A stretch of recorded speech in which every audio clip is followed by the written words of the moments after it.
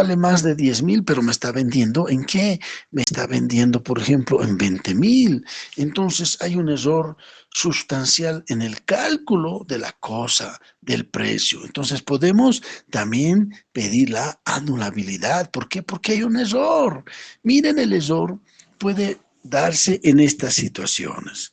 Ahora, ¿qué requisitos se cumple para establecer que hubo error? Requisitos del error. Uno de los requisitos que podemos ver es que debe ser determinante. ¿En qué consiste?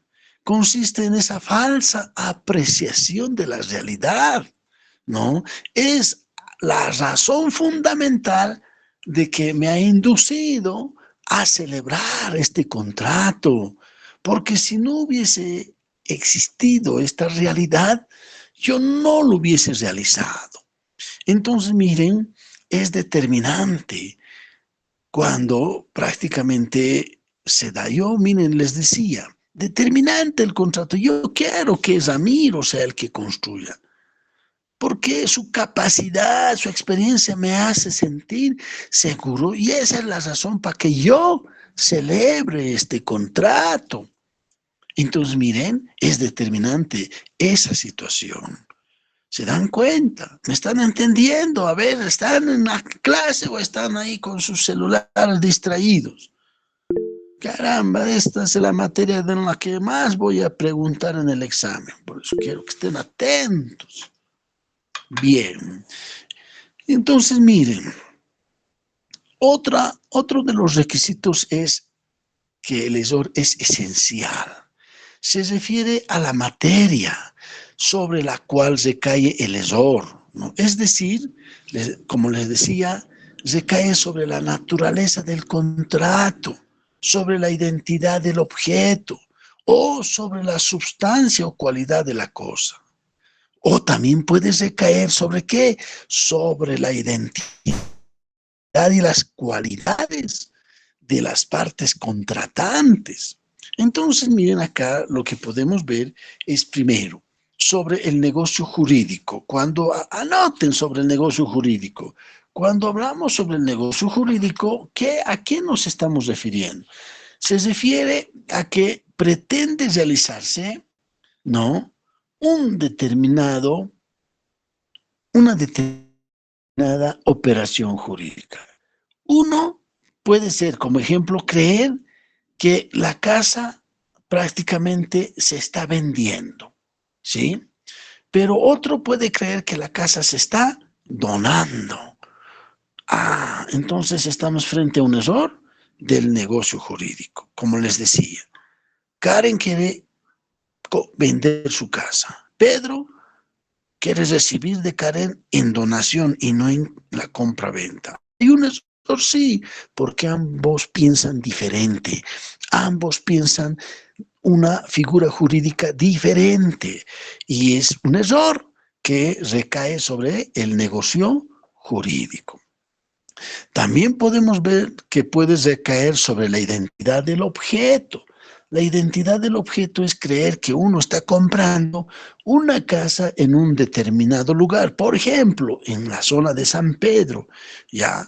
Pero el que está vendiendo pretende vender su casa que está en el Alto, en otra ubicación. Entonces, ¿qué hay ahí? Un error. ¿En qué? En la identidad del objeto. Yo quiero comprar la casa de Ramiro que está en San Pedro, pero Ramiro me quiere vender su casa que está en el Alto. Entonces, hay un error en la identidad del objeto. Otro de los errores que podemos ver es también sobre la sustancia del objeto. La sustancia del objeto consiste que cuando se cree que la casa que está construida con un material de primera calidad, ¿no? Se cree, pero sin embargo, esa casa está construida con un material pésimo, vieja, para derribarse. Entonces, ¿qué hay? Un error sobre la sustancia del objeto. Yo estoy pensando que me están vendiendo una casa, como ejemplo estamos poniendo, ¿no? Una casa que está construida con un buen material, que es sólido, que es de larga duración. En cambio, Había sido una casa ya vieja o más o menos vieja, pero con un material de mala calidad. Entonces hay un error claro. ¿Cómo se llama? Error sobre la sustancia del objeto. Y finalmente podemos ver el error sobre las personas de las que les decía. Las personas, ahí está la identidad y la cualidad de la persona. ¿En qué consiste este error? Ya les decía, ¿no? Este error, por ejemplo, implica cuando hablamos de personas, nos estamos refiriendo a un contrato intuito personal. Ya, yo quiero contratar los servicios de este médico para que me opere porque es un famoso, tiene mucha experiencia, que todas sus operaciones son espectaculares, ¿no? Que dan seguridad. Entonces yo quiero hacer ese contrato con este médico para que él me opere, pero si él hace el contrato y designa a su colega para que me opere, es un contrato de error.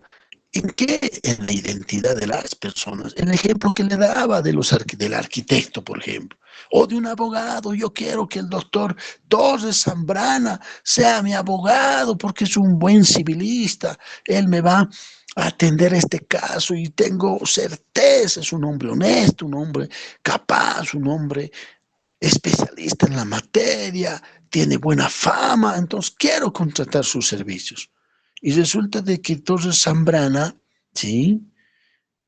Acepta el contrato, pero delega a su colega para que atienda el caso. Entonces yo digo, un ratito, yo lo he contratado a usted, hay un error en la identidad de la persona. ¿Por qué? Porque yo lo he contratado a usted por sus cualidades, por su experiencia, por su conocimiento, por sus valores, sus principios. Miren cuántas cualidades podemos mencionar. Entonces, miren, se da ese tipo de errores. Estamos viendo que los vicios del consentimiento. Estamos desglosando el primer vicio, que es el error. ¿Me están entendiendo, jóvenes?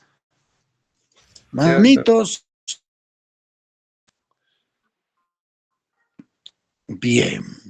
Ahora vamos a hablar las clases de errores. Hay dos clases de errores, el error de derecho y el error de hecho. El error de derecho, lógicamente, se recae, diríamos, sobre el sentido o el alcance de una determinada ley, de una disposición jurídica.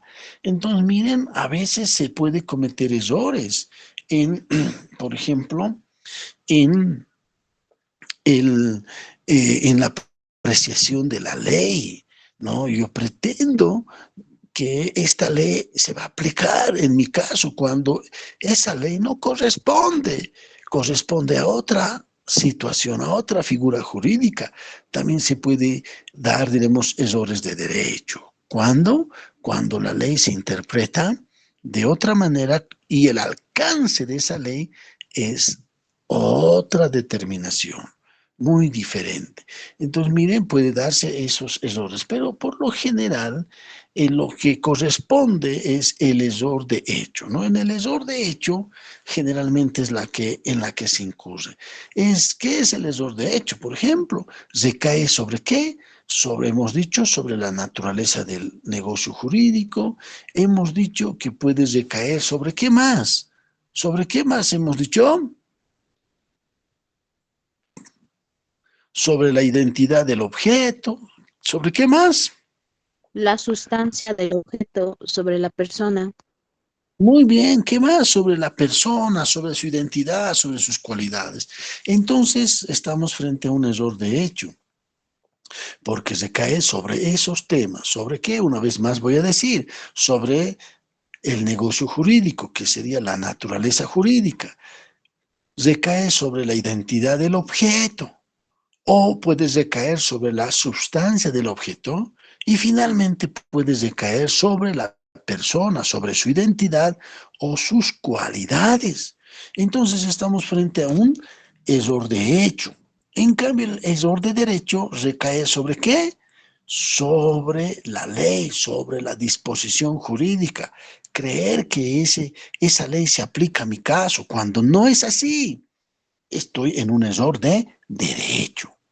Entonces, miren, así podemos desglosar, por ejemplo, las clases de error. Error de derecho y error de hecho. Ahora vamos a ir al segundo elemento, que es el dolo. ¿Me están entendiendo, jóvenes? El dolo. Bien. ¿Qué es el dolo? También podemos definir al dolo como aquel conjunto de artificios, de maquinaciones, como aquel conjunto de reticencia, ¿no? Que la persona o la parte se vale para celebrar un contrato o se vale de una tercera persona para celebrar un contrato. Miren, cuando hablamos de artificio, artimañas, maquinaciones, reticencia, estamos hablando de aquella persona que emplea engaño, emplea mala fe para lograr la celebración de un determinado contrato. Entonces, miren, el dolo siempre está inducido al engaño, siempre está inducido, diremos, a aquellas ventajas que uno quiere lograr engañando a la otra parte. Entonces, miren, el dolo va a provocar, lógicamente, diremos, un acto de anulabilidad, porque ha habido engaño, se ha aplicado esas artimañas, artificios, maquinaciones, planificaciones, estrategias. ¿Con qué fin? Con el fin de engañarte, ¿no? De engañarte. El dolo entonces causa y provoca la anulabilidad. Por ejemplo, miren, yo te puedo dar un ejemplo. Te vendo mi auto, mira, está a 0 kilómetros, pucha, funciona bien, tiene un buen rendimiento, pero yo sé a sabiendas que ese auto está en las últimas, por eso lo estoy vendiendo. Lo he hecho apenas a hacer algunas pequeñas reparaciones para que, pucha, cuando te venda apenas ande 3, 4 cuadras, después se va a parar. Entonces te digo, mira, buen auto, caramba, aquí te vendo este auto. Con este auto vas a ir a pasear con tus amigos, tu enamorada, tu familia. Caramba, vas a disfrutar. Mira, no pierdas esta oportunidad. Te convenzo. Y tú dices, ya, qué lindo auto te voy a comprar. Pero resulta de que yo, como vendedor, sé que el auto está en las últimas mecánicamente. Su motor y todo va a tener fallas. Resulta de que celebramos el contrato, tú estás manejando y de pronto en el rato menos inesperado se para el auto. Lo llevas al mecánico y el mecánico te dice, mire señor, si su motor está en la última, ya prácticamente este auto ya es difícil de reparar y si vamos a reparar le va a costar tanto. Entonces, ¿qué ha sucedido? Ha sucedido que te han engañado porque te han vendido como un auto en buenas condiciones cuando este auto estaba en pésimas condiciones. ¿Qué se ha aplicado? El engaño, la mala fe. ¿Qué se ha aplicado? Maquinaciones, artificios, planificaciones. ¿Para qué? Para sonsacarte tu voluntad. ¿Para qué? Para celebrar un contrato. En desmedro de ti económicamente y el que se vende, el que vende, queda beneficiado, aprovechándose de esa situación. Entonces, miren, así se aplica el dolo, el engaño, ¿sí? Ahora, para que se constituya, por ejemplo, el dolo, se requiere dos requisitos. Primero, que una de las partes contratantes, ¿no? O puede ser el uso de una tercera persona que actúe a sabiendas con mala fe. ¿Para qué? Para lograr el consentimiento del otro. Miren ustedes, un primer requisito. El que va a contratar de manera directa o por medio de un tercero, tiene que haber mala fe. Tiene que saber que está actuando con engaño. ¿Sí? Ahora, miren, de manera directa puede ser con el vendedor o también pueden buscarse un tercero, un palo blanco, ¿no? mira, mucha te vendo, este auto cómpratelo, te puede incidir, o esta casa, o esta cosa, te puede incidir para que tú cometas ese error, ¿no? De ese dolo. Te digan, mira, qué lindo, si no te compras, puta, yo tuviera, me lo compraría, y empiezan a hacer, digamos, una serie de teatro, ¿no? A sabiendas de que esta cosa que te están vendiendo tiene deficiencia y está actuando en combinación de quién con el propietario, en complicidad, ¿no? O puede ser que él solo te esté actuando a nombre del titular de la cosa, puede ser su apoderado. Entonces, una tercera persona también puede participar en el engaño, sí, con una serie de artimañas, como les decía. Entonces, ese es un primer requisito. El segundo requisito del dolo debe ser provocado con un grado de intencionalidad, de intensidad. ¿De qué? De aprovecharse de una conducta reprochable, de una conducta negativa, a sabiendas que no puedes hacer, pero lo estás haciendo. A sabiendas que no puedes actuar porque es reprochable, pero lo estás haciendo. Lo estás haciendo de manera planificada, premeditada. La estás dibujando, estableciendo estrategias de engaño para lograr el objetivo. Entonces, miren, estos dos requisitos del dolo se deben calificar al momento de la celebración. Ahora, las clases de dolo. Hay dos clases. Generalmente, miren, las clases de dolo podemos hablar del dolus malus y del dolus bunus. Una vez más, dolus malus y dolus bunus. ¿En qué consiste cada uno de estos? El dolus malus prácticamente surgió como un delito de carácter privado, diríamos. Y como tal conlleva, digamos, una conducta reprochable. ¿Por qué? Porque sabe que se está actuando negativamente, de mala fe, con una conducta, diremos, reprochable, censurable, ¿no? Y que actúa sabiendo que le está engañando a una persona, sabiendo que va a lograr ventajas de esa celebración, de ese acto. Entonces estamos frente al dolus malus. ¿Por qué? Porque ya se está diseñando una estrategia de engaño. ¿Para qué? Para tener ventajas, ventajas, digamos, ilícitas, que se dan por el engaño. En cambio, el dolus bonus son estrategias de alabanzas, de exageraciones, de bondades, cualidades de la cosa, con el objeto también de qué?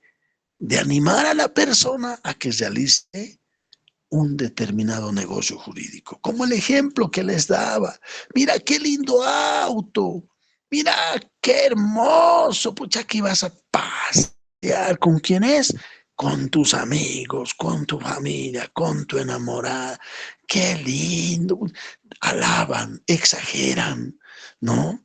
Y entonces a uno le animan, dice, sí, sí, así debe ser. Entonces empieza a tomar decisiones por esas palabras de alabanza, de exageraciones.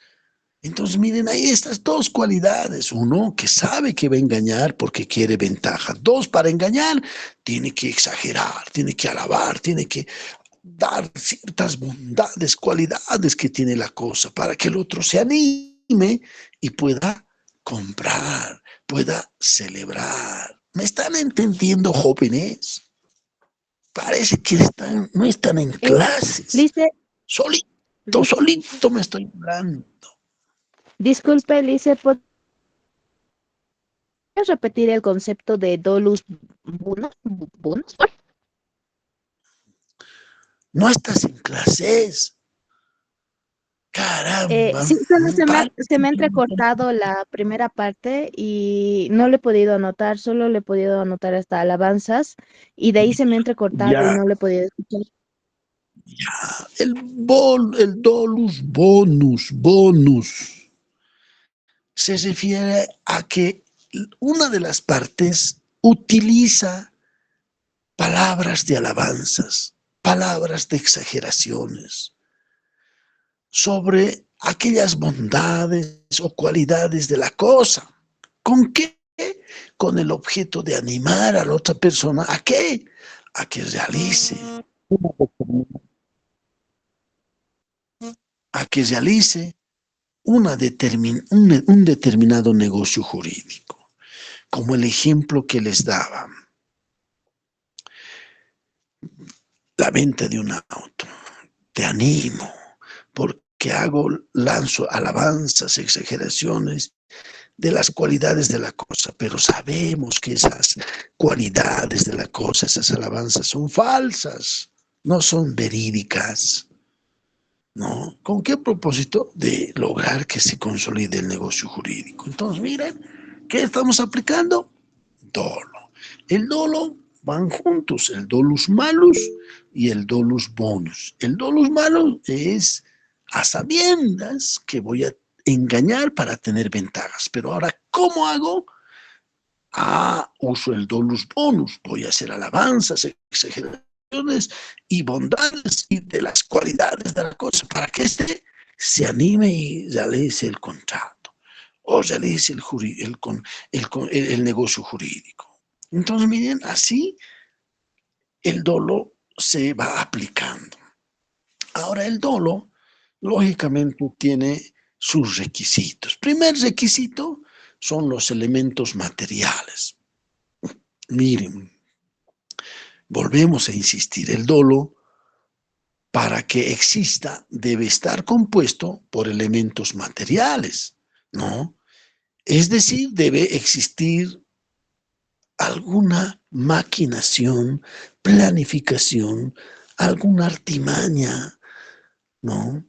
Entonces, alguna estrategia de mala fe, ¿no? De manera exterior. ¿Para qué? Para lograr un beneficio. En cambio, el otro requisito es la reticencia. ¿En qué consiste? Está constituida por el silencio, por la omisión o por determinadas circunstancias en las que tiene el deber de comunicar y no los comunica, los calla, los silencia. Eso también es dolo, porque si tú sabes que está mal el vehículo que me quieres vender, pero no dices nada, te callas, guardas silencio, haces omisión de ello. Eso también constituye un dolo. ¿Por qué? Porque tú sabes, tú conoces, pero no lo declaras, guardas silencio. Entonces, miren, ese es el segundo elemento. El tercer elemento es determinante. El dolo debe ser determinante, es decir, que debe provocarse, debe constituirse el engaño, la maquinación, las maniobras que uno utiliza de manera premeditada, a sabiendas, ¿sí? Que no es que no sabías, que no es que no conocías, que tú no desconocías, no, a sabiendas. Por eso es que ha hecho el acto, porque ese es el motivo principal, ¿no? De la que estás empleando para la celebración de este acto jurídico. Entonces, esa falsa realidad, ¿no? Que te están presentando al momento de celebrar el contrato hace que se está realizando con dolo, con engaño. La palabra dolo, sinónimo de engaño, ¿no? Entonces, miren, así se aplica prácticamente el dolo en la celebración de un contrato. ¿Por qué están afectando? el consentimiento. Están afectando, están atacando al consentimiento para que tú celebres aquel acto jurídico, celebres aquel contrato. Ahora, ¿cómo participa un tercero en la formación de un contrato con dolo? Muchas veces, miren, cuando existe la combinación entre el dueño con un tercero, vale decir, entre la conducta de un tercero y la conducta de la otra parte, que va a recibir beneficios por la falsa apreciación de aquella realidad. Entonces hay una complicidad, se ponen de acuerdo entre esta tercera persona y esta otra. Ambos saben que el producto está mal, ambos saben que están engañando, ambos saben que quieren ventajas, por eso van a planificar, por eso es que el tercero va a participar para consolidar el consentimiento. Entonces, miren, un tercero induce a la otra parte a consentir, a celebrar aquel acto, ¿no? También aplica falsa apreciación de la realidad. Él también puede alabar, puede exagerar de la cosa, animándole al otro a que compre. Una vez celebrado el contrato, lógicamente este tercero va a tener beneficios, igual que el titular, porque va a recibir tal vez una comisión, una compensación de su participación dolosa. Entonces, mire, aunque la parte contratante no tenga, diremos, conocimiento de la conducta, que es una conducta reprochable de aquella persona, ya sea de tercera persona, también ella va a beneficiarse de ese dolo. Entonces, el que no tiene conocimiento es la persona que no conoce, es el que va a celebrar, el que va a comprar inocentemente, va a creer en sus palabras, va a creer que le están hablando la realidad, la verdad, pero en el fondo es una falsa apreciación, es un engaño, es una vulneración. Entonces, miren, vemos aquí el dolo. Sin embargo, yo quiero que ustedes lean el artículo 474 para hablar sobre también el error del que ya les he mencionado. Quiero que también vamos a ir leyendo, en este caso del dolo, el artículo 482. A ver, ¿quién quiere leer el 482? Ah,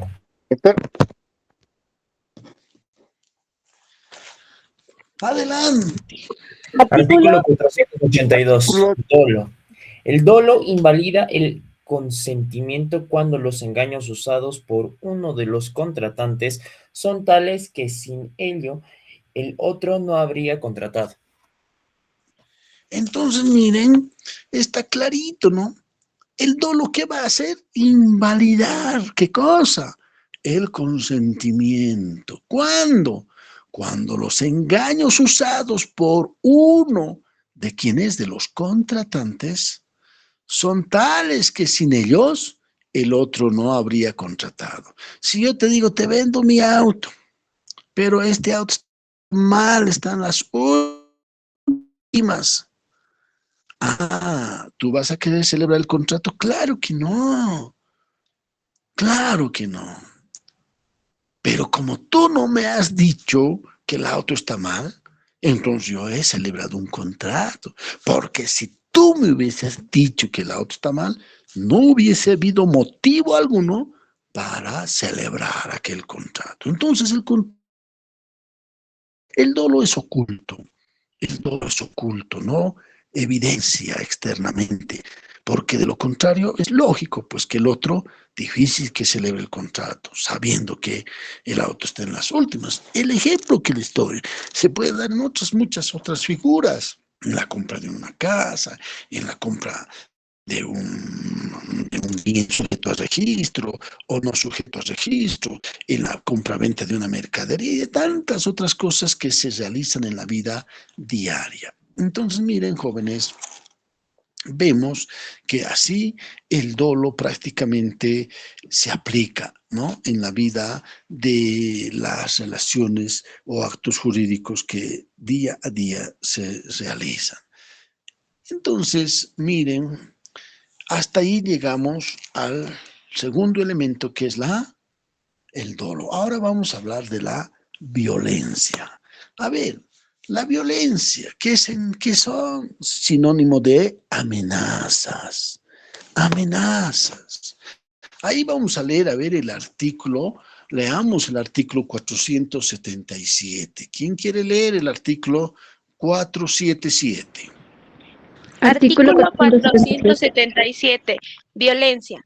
La violencia invalida el consentimiento aunque sea ejercida por un tercero. Eso, miren, la violencia, ¿qué dice? La violencia invalida que el consentimiento, aunque sea ejercida por un tercero. También aquí puede actuar un tercero, no siempre la otra parte. En el dolo puede actuar un tercero. En la violencia puede actuar un tercero. Pueden combinar, poniéndose de acuerdo para sacarle el consentimiento a la otra parte. Entonces, ¿qué es la violencia? ¿Cómo definimos la violencia? Diríamos que es toda impresión ilícita que lleva a una de las personas a contratar, ¿no? A contratar o a celebrar un acto jurídico por temor de algún mal considerable. Dar su consentimiento, para que no sufra esa amenaza, esa violencia, ese temor, que no podría, sin existir ese temor, sin existir esa amenaza, no podría darse la celebración de aquel contrato. Está sujeto a qué? A una amenaza. Por ejemplo, véndeme tu casa, porque si no me vendes tu casa, caramba, voy a hacer secuestrar a tu hija, a tu hijo, voy a hacerte secuestrar, o te voy a hacer liquidar, o voy a hacerla secuestrar a tu esposa. Entonces, miren, una amenaza. Y por temor a eso, que no suceda, dices, ya muy bien, ya te voy a vender, pero no me hagas daño, no me hagas daño. Ya te voy a vender. Entonces, violencia, porque en ti estaba a vender, no, ni soñabas vender, no había nacido en tu fuero interno el deseo de vender la casa, pero se está aplicando violencia, te están amenazando, porque si no lo haces, va a suceder el daño a la familia o el daño personal. Entonces, mire ya, apague por su micrófono, porque prende. Torres Zambrana, ¿me escuchas? Doctor, perdón, mil disculpas. Entonces, ya, espero que estén en clases. Entonces, miren, la violencia se aplica de eso. Entonces, la violencia, ¿qué va a producir? Miedo, un miedo grave. Va a producir que te sientas coaccionado, no amenazado, obligado. Entonces, la violencia que provoca miedo, que provoca esta caución ilícita, ¿no? Hace que tú celebres un contrato por intimidación, por evitar un grave daño a tu persona o a algún miembro de tu familia. Entonces, das tu consentimiento, realizas un acto jurídico, pero ese acto jurídico está viciado de violencia. Entonces, miren, sucede en la vida real, sí, violencia, amenazas, ¿no? A veces, incluso cuando uno es secuestrado, te piden recompensa y si no, la vamos a matar y amenazas. ¿Y por qué no sucede eso? Ya cedes cosas que a veces no está permitido. Entonces, la violencia también se compone por dos elementos. Un elemento objetivo, que se refiere a aquellos hechos externos, como por ejemplo aplicar los malos tratos, lesiones físicas, agresiones físicas. ¿Cómo se puede aplicar? Primero, por ejemplo, violencia. Te vienen te esperan en la puerta de tu casa, esperan que te alejes un poco y te vienen a agredir, te vienen a provocar lesiones físicas o te vienen a advertir. Sí. Entonces, ahí vemos hechos externos. Ya te están dando el mensaje. Ya te están dando el mensaje para que tú celebres este acto. Mira, te damos una muestra, te damos una golpiza y la próxima va a ser peor si no celebras este contrato. Entonces, ya recibes primeros hechos externos, como esos malos tratos, como esas lesiones físicas o agresiones físicas. Entonces, estamos frente a la violencia objetiva. Y la segunda es la subjetiva, que aquí son hechos internos que provocan tal vez presiones morales, presiones psicológicas, que van a provocar ¿qué? Un temor. ¿A través de qué? A través de esas amenazas o a través de otros medios. Por ejemplo, no solamente te pueden amenazar, sino que otros medios que pueden utilizar en tu casa pueden tal vez instalar una pequeña bomba para que ¡pum! Reviente, claro, sin mucha consecuencia, para que tú sepas que mira, te hemos dicho que celebres y mira, no lo estás haciendo y te vamos a dar esta oportunidad y ¡pum! Te hacen reventar una bomba. Y vos ves destrozos, ves. Entonces, ya, ¿qué están haciendo?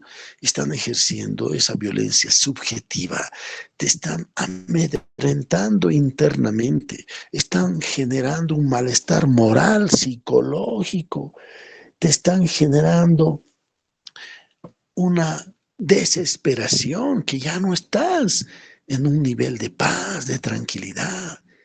Entonces, miren que están amenazando de hacer estos hechos con el fin de provocar un contrato. A ver, ¿quién quiere leer el artículo 478?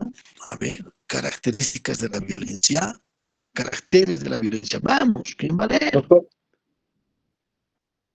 artículo 478. Adelante. Caracteres de la violencia. La violencia debe ser de tal naturaleza que pueda impresionar a una persona razonable y que haga temer exponerse o exponer sus bienes a un mal considerable y presente. Se tendrá en cuenta la edad y la condición de las personas. Bien, miren, la violencia debe ser de tal naturaleza que pueda, que dice, impresionar. ¿A quién?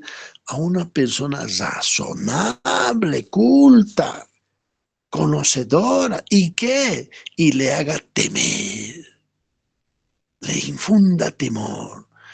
Exponerse o exponer sus bienes, ¿no? A un mal considerable.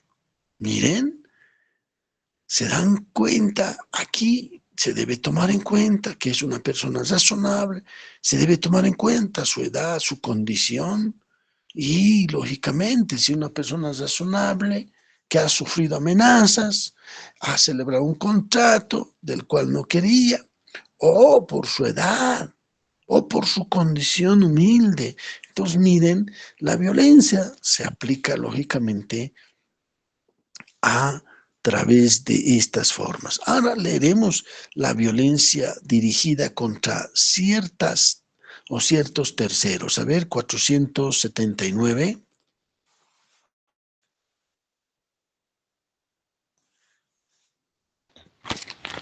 La Vamos. violencia invalida Violencia también el consentimiento dirigida. cuando la amenaza se refiere a la persona o bienes del cónyuge, los descendientes o los ascendientes del contratante.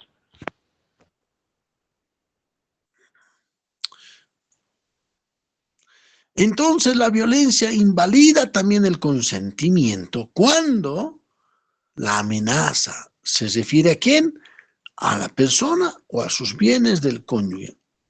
También puede ser dirigida a los descendientes, a los ascendientes. ¿De quién? Del que queremos que haga el contrato. Entonces, miren, ahí vemos también las clases de violencia. ¿Cuáles son? La violencia física y la violencia moral. ¿Cuándo es la violencia física? Ya les he explicado. Es cuando la naturaleza que priva al sujeto, a la persona, su voluntad, está siendo violentado para que actúe sin que entienda, sin que decida, lo está haciendo bajo fuerza, ¿no? Bajo amenaza, obligado a estampar ¿qué? Su firma, sus impresiones digitales, ¿no? En un documento, en un acto jurídico. Y esto puede ser incluso la violencia física, puede ser a través de golpes físicos, como les decía, o la gente pueda utilizar a terceras personas para que agredan físicamente. No siempre el que quiere celebrar puede ser, sino puede ser echar mano de una tercera persona. Y la violencia moral, ya les he dicho, está conformada por las amenazas, por las vías de hechos internos que constituyen una presión, que generan un temor, ¿sí? Que siembran zozobra. Entonces, de tal manera que la persona está afectada psicológicamente, perturbada en su paz, en su tranquilidad. Y para terminar, esta situación decide contratar, decide darle fin a esta situación porque quiere recuperar su paz.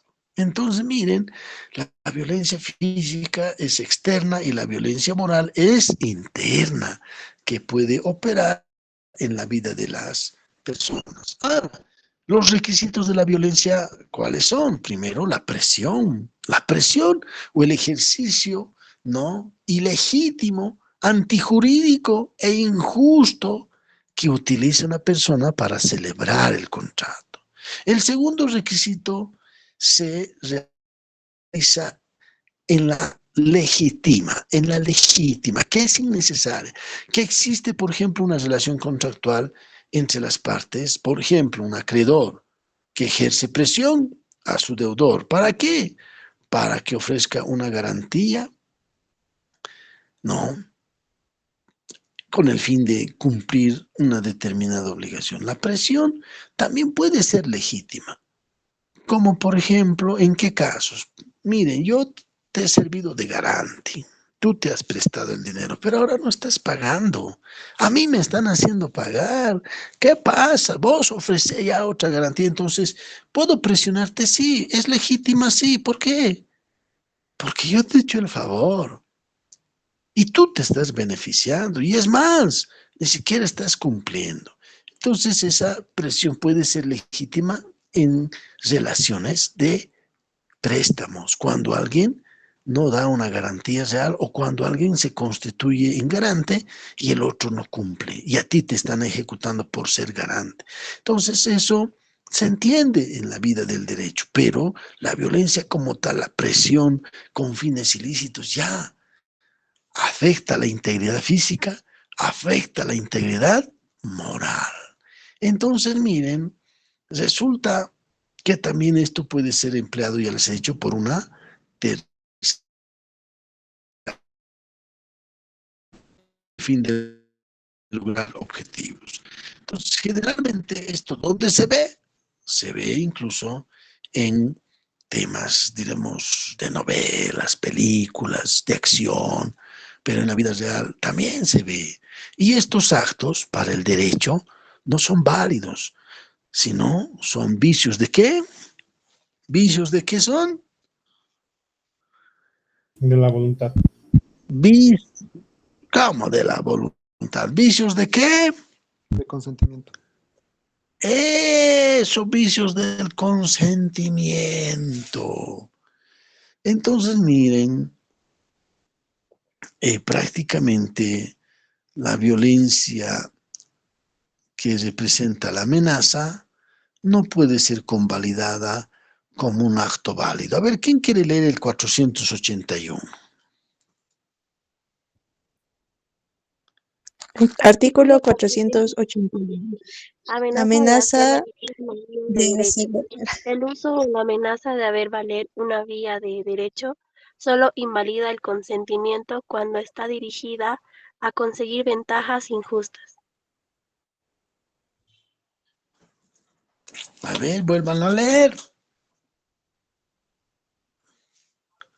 Artículo 481.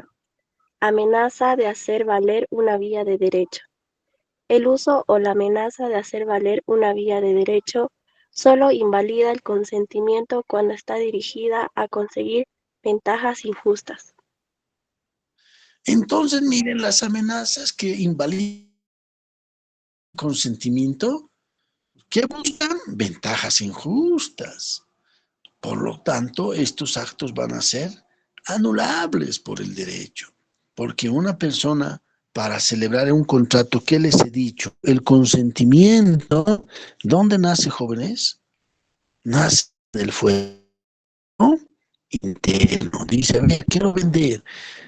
Ya empieza a meditar, si lo vendo, esas ventajas voy a tener. Si no lo vendo, no voy a poder hacer esto.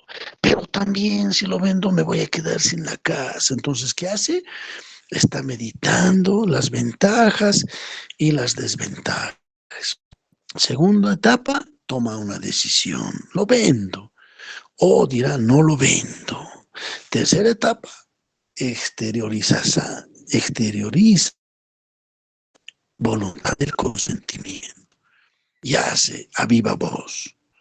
En cambio, cuando el consentimiento está bajo amenaza, no pasa por estas etapas que nace en el fuero interno, que decide, que exterioriza, sino las hace por temor, por no sufrir esas amenazas, esos dolores.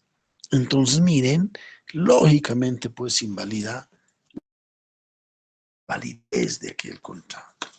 ¿Me están entendiendo, jóvenes? ¿Me están entendiendo este tema sobre los vicios del consentimiento? No hay otra manera más clara poder explicar. A ver, chicos, ¿alguna pregunta? ¿Alguna consulta que tengan? No me digan, repítamelo esto, repítamelo, eso ya no puedo. Preguntas, dudas. A eso me refiero. Sobre el tema. Tienen la palabra, compañeros, si alguien quiere preguntar. Una consulta. Cuando el hecho ya se ha realizado, ¿qué es lo que se podría hacer, digamos, en la compra de un vehículo? Por decir, ya se ha realizado el contrato, pero resultado que este vehículo había sido inclusive chuto, que en el chasis, una de los números ha llegado a saltar. Y ya se ha comprado, y en estos casos, ¿qué se llegaría a hacer? Y es más, fuera de ello, digamos, cuando se ha realizado el contrato, esta persona donde han comprado ya ha resultado de que no vivía allí, de que prácticamente se ha perdido a la persona. ¿Qué se podría llegar a hacer en ese caso, doctor? Esa consulta ya se tiene que pagar. Esa consulta ya es personal. Ya, a ver, ¿dónde está mi auxiliar, mi ayudante? Anote el nombre para cobrar honorarios profesionales. Ya vamos a darle la respuesta. ¿Me entiende? Bien. El tema es lo siguiente. Tienes dos vías. Una vía que puedes plantear la anulabilidad de aquel contrato por existir dolo, engaño, porque a sabiendas te han vendido un auto chuto y ¿qué han hecho? Incluso se han inventado del número del chasis, ¿no? Han hecho ciertas operaciones. ¿Qué va a lograr? La anulabilidad va a lograr la restitución de tu dinero más daños y perjuicios. También puedes ir por la vía penal, por estafa, porque te han vendido usando, engañando, utilizando el dolo, ¿sí? El dolo. Entonces, ¿qué buscas con el tema penal? Vas a buscar que se lo sancione penalmente, se les restringa su libertad, vale decir cárcel, pero también se le va a pedir el resarcimiento civil que te ha ocasionado. Entonces, generalmente, estas cosas suceden y de pronto desaparecen, te venden y desaparecen de su domicilio, ya no dejan rasgos. ¿Para qué? Para que tú ya no puedas, debemos buscarlo, demandarlo, quieres demandarlo, pero ya no sabes dónde vive, y te ponen una serie de obstáculos para que la estafa, que la venta con dolo quede consolidada y bueno, quedes ahí, te hemos perdido. Pero acá si eres consecuente, diligente, vas a poder lograr su paradero para efectos de la notificación, para efectos de que éste repare aquel daño, ya sea con la devolución del dinero más daños y perjuicios, o ya sea por la vía penal, por estar en la que cumpla la de no puede engañar, el resarcimiento. Todo esto representa un proceso que lógicamente toma su tiempo, ¿no? Y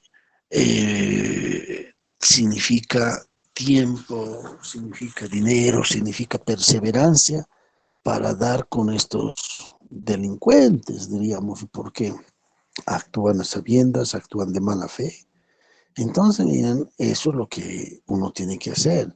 Para plantear la anulabilidad hay que asegurarse que éste tenga bienes a su nombre para que cuando uno pida la anulabilidad y se sienta garantizado la devolución del dinero, se pide la anotación preventiva de sus bienes, que pueden estar en derechos reales. Pero si este no tiene bienes, entonces hay que ir por la vía penal para buscar la detención y de esa manera presionar a que él devuelva, porque él no va a querer estar detenido, va a preferir arreglar y decir, bueno, te devuelvo. Entonces hay que ver estos dos aspectos, ¿no? Hay que ver estos dos aspectos, cuál conviene. Generalmente en la vía civil lo que busca uno es la restitución más los daños y perjuicios, siempre y cuando exista algún bien con la que puede pagar, recaer sobre algún bien propio de este. Pero si no tiene, porque estos son estafadores que hacen desaparecer sus bienes, incluso su domicilio, desaparecen, entonces es conveniente ir por la vía penal para buscarlo con mandamiento de pena, ya ahí se lo detiene. Y como él va a estar detenido, va a estar sujeto a proceso penal, entonces él va a tener restricciones de sus derechos y al no querer tener eso, va a tener que arreglar, ¿no? Reparando aquel daño. Entonces eso se debe ver como una estrategia analizando la situación, ¿no? ¿Cuál es más favorable dependiendo de aquel que ha estafado? Bien, ¿alguna otra pregunta, jóvenes?